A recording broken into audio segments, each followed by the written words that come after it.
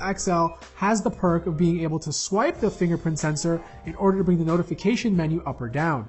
So for the design round, I'm definitely giving it to the Galaxy S7 Edge. Samsung continues to push design innovation forward. The S7 Edge has a beautiful curved display. It's a lot easier to hold since the bezels are smaller, and it has the best water resistance. All three phones have a 5.5-inch display, but that's where the similarities end. The iPhone 7 Plus has a 1080p IPS display, the Google Pixel a QHD AMOLED display, and the Galaxy S7 Edge has a Super AMOLED one along with an always-on display. The S7 Edge definitely gets the brightest and is the most vibrant out of the three. Colors pop a lot more, bringing whatever you're looking at to life. The Pixel has exaggerated colors too, but not to the extent of the S7 Edge. However, if color accuracy is the most important to you, then the iPhone 7 Plus is what you want.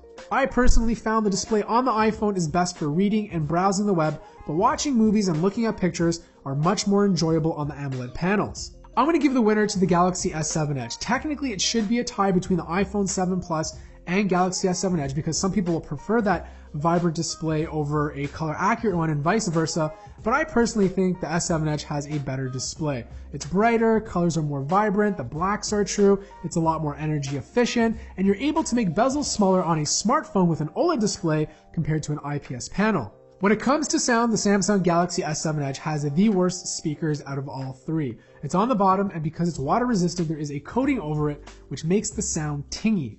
The Pixel XL also has a speaker on the bottom, but there's no coating, so the sound quality is actually not that bad for a mono speaker. But the best speaker system goes to the iPhone 7 Plus because it has dual stereo speakers. There's one speaker on the bottom, and there's one speaker that is combined with the earpiece. So you're gonna get pretty good sound. Now, it's not as good as having two front-facing speakers, but it's definitely a good compromise. So for this round, I'm going to give it to the iPhone 7 Plus. It definitely has the best sound out of all three phones, with the Google Pixel coming in second and the Galaxy S7 Edge in third. Now, some of you might argue because the iPhone doesn't have a headphone jack, it might be a disadvantage.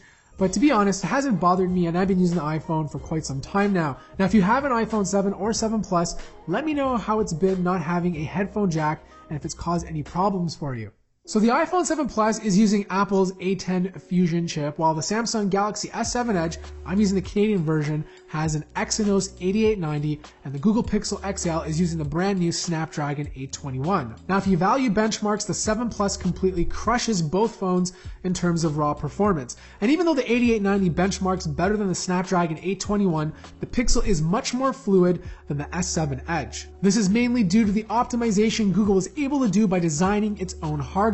The Pixel is by far the smoothest and most fluid Android phone I've ever used.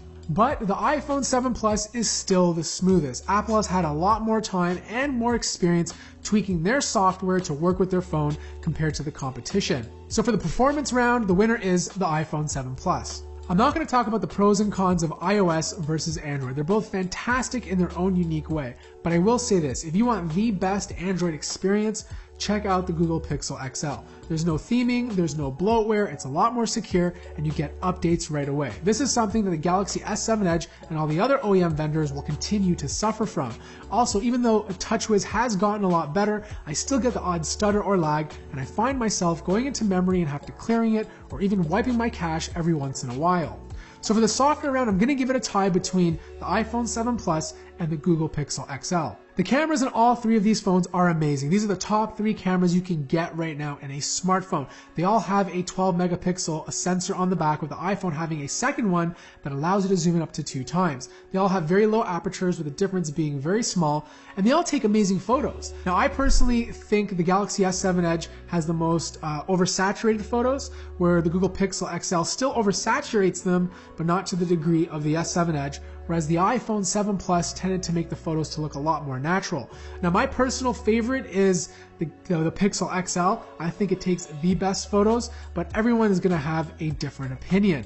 Now, all cameras shoot 4K video. The iPhone 7 Plus and S7 Edge both have optical image stabilization. The Google Pixel XL relies on electronic, but also uses the gyroscope to help stabilize the video, which does a fantastic job. Now, because all three cameras offer a slightly different favorite but all take amazing photos, I'm going to give this round a tie. But if you're curious to which one my favorite camera is, I'm definitely going to say the iPhone 7 Plus, only because of that second lens. It allows me to zoom in up to 2 times, which I found myself actually using quite often. And last up is the battery life. And the iPhone 7 Plus has the smallest battery with a 2900 milliamp battery, but it doesn't offer wireless charging and doesn't offer fast charging.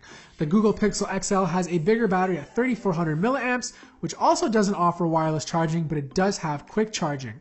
And finally, the Galaxy S7 Edge has both wireless charging and fast charging, along with the biggest battery at 3600 milliamps, and because it's using the Exynos 8890, it gets much better battery life than the Snapdragon 820 equivalent.